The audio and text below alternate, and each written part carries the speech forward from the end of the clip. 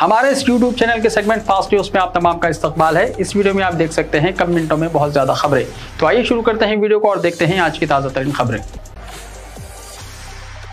अस्सलामुअलैकुम, आप सबको रबीउल अव्वल का चांद बहुत बहुत मुबारक हो। रबीउल अव्वल का चांद नजर आ गया। मजलिस उलमाए दक्कन की मरकजी रुयत हिलाल कमेटी का ऐलान। मजलिस उलमाए दक्कन की सरबराही में मरकजी रुयत हिलाल कमेटी का इजलास मुनक्किद हुआ, जिसमें ऐलान किया गया है कि आज रबीउल अव्वल का चांद नजर आ गया है।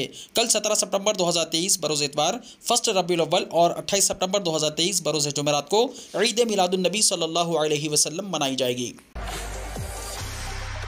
मेरी बहू ने मेरी मुर्गों को मार दिया, मुझे भी मार देगी, सास पुलिस स्टेशन पहुंच गई। अपनी नवीयत के मुनफरिद वाक़े में एक खातून ने मुर्गों को हलाक करने की पुलिस स्टेशन में शिकायत दर्ज करवाई। ये वाक़या तेलंगाना के जिले महबूबाबाद के गोंडा लक्ष्मी तांडा में पेश आया।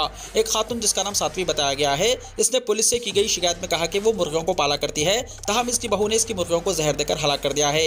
वो हलाक मुर्गों के साथ पुलिस स्टेशन पहुंची और पुलिस से शिकायत की और कहा कि इसकी बहू कबलजी इसकी बतखों को भी मार चुकी है। इसने अपनी शिकायत में मजीद कहा कि इसे खदशा है कि इसकी बहू इसको भी जान से मार सकती है। मालूम हुआ है कि सास बहू के दरमियान जायदाद का तनाज़ा है। यह अजीबोगरीब शिकायत सुनकर मुलाजिमीन पुलिस भी हैरत में पड़ गए। सोनिया, राहुल, प्रियंका हैदराबाद पहुंच गए। कांग्रेस वर्किंग कमेटी के इजलास का आगाज। हैदराबाद में कांग्रेस वर्किंग कमेटी के इजलास का आगाज हो गया है।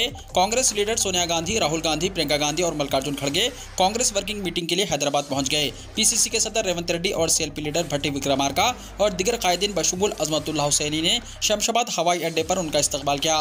रिवायती तेलंगाना सकाफत के साथ पुरतबाक इस्तकबाल किया गया। कबायली रक्स, ढोल, फनकारों और हारन बाजों के साथ उन तमाम का इस्तकबाल किया गया। सोनिया गांधी, राहुल गांधी, प्रियंका गांधी, मल्लिकार्जुन खड़गे एयरपोर्ट से सीधे ताज कृष्णा होटल गए, जहां कांग्रेस वर्किंग कमेटी का इजलास हो रहा है। इजलास शुरू होने से पहले उनके इजाज़ में लंच का एहतमाम किया गया, जिसमें तेलंगाना के मुख्तलिफ पकवानों के साथ उनका तवाज़ो किया गया। CWC की मीटिंग 16 और 17 सितंबर को ताज कृष्णा होटल में 2 दिन होगी और कल शाम तुक्कुगोड़ा में जलसे आम होगा, जिसमें सोनिया गांधी तेलंगाना अवाम के लिए 6 जमानतों का ऐलान करेंगी। चीफ मिनिस्टर केसीआर ने पालामुरु लिफ्ट इरिगेशन स्कीम का आगाज किया। तेलंगाना के चीफ मिनिस्टर के चंद्रशेखर राव ने हफ्ता 16 सितंबर को नागर कर्नूल में पालामुरु लिफ्ट इरिगेशन स्कीम यानी PLIS का इफ्तिताह किया। इस बड़े प्रोजेक्ट से 12.30 लाख एकड़ अराजी को सैराब किया जाएगा और महबूबनगर और रंगारेड्डी जिला के 1226 गाँव को पीने का पानी फराहम किया जाएगा। केसीआर BRS पार्टी की सपोर्ट के साथ एक बहुत बड़े काफिले में नागर कर्नूल की तरफ बढ़े, जहाँ मद्दाहों ने उनका फूलों और आरतियों से शानदार इस्तकबाल किया। हैदराबाद में अमित शाह के खिलाफ बैनर्स। मरकजी वजीर दाखिला अमित शाह के तेलंगाना के दौरे के पेश नज़र हैदराबाद में उनके खिलाफ बैनर्स लगाए गए हैं। इस बैनर में पूछा गया है कि यौम इंज़िमाम के मौके पर क्या तेलंगाना के लिए फंड्स का ऐलान किया जाएगा। सिकंदराबाद परेड ग्राउंड की बाउंड्री वॉल के पास ये बड़े बैनर्स लगाए गए हैं। वाज़ेह है कि यौम इंज़िमाम के मौके पर इतवार को हैदराबाद के परेड ग्राउंड में मुनक्किद शुदनी जलसे-आम से अमित शाह खिताब करने वाले हैं। साथ ही बैनर में ये पूछा गया है कि गोवा के लिए 300 करोड़ का ऐलान किया गया है, क्या तेलंगाना के लिए भी ऐलान किया जाएगा। हैदराबाद के पुराने शहर में कार्टन के गोदाम में लगी आग। हैदराबाद के याकुतपुरा शौकत जंग द्योड़ी इलाके में एक कार्टन के गोदाम में बड़े पैमाने पर आग लग गई। ये वाक़या जुमे की रात पेश आया, जिसमें गोदाम में रखा सामान और गोदाम की इमारत जलकर मुकम्मल तौर पर खाकिस्तर हो गई। मुकामी अफराद की इत्तला के साथ ही 4 फायर ब्रिगेड्स ने वहां पहुंचकर काफ़ी कोशिश के बाद आग पर काबू पाया।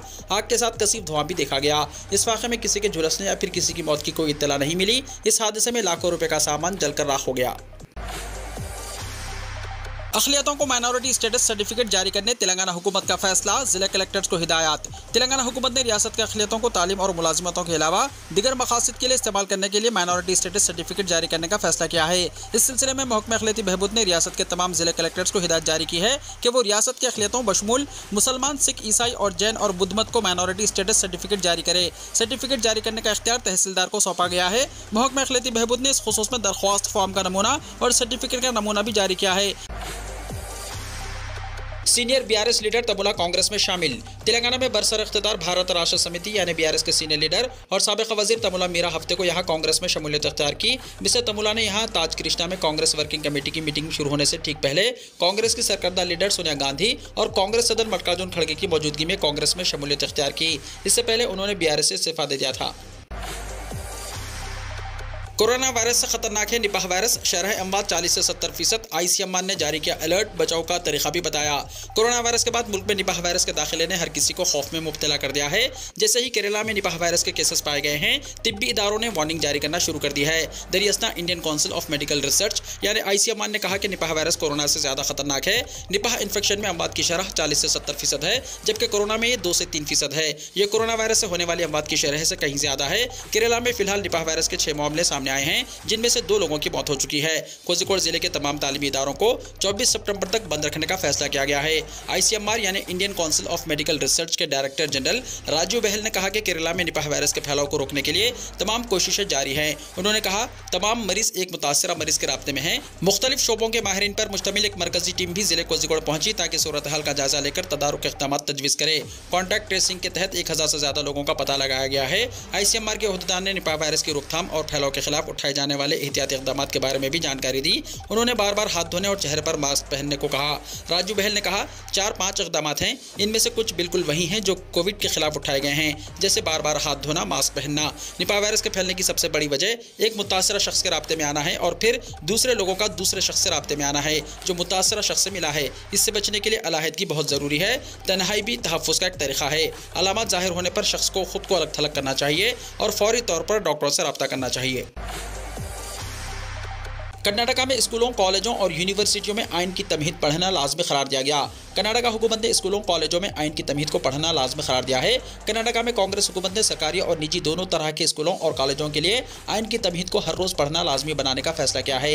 वज़ीर आला सिद्धारमैया ने बैनुल-अक़वामी यौम जमहूरियत पर अपने साथियों के साथ कर्नाटका असम्बली में तमहीद पढ़ी। रियासती हुकूमत ने स्कूल और कॉलेज के तलबा को हिंदुस्तानी आइन की तमहीद पढ़ाने का इरादा किया है और इस सिलसिले में हुक्काम को हुक्म जारी करने की हिदायत दी।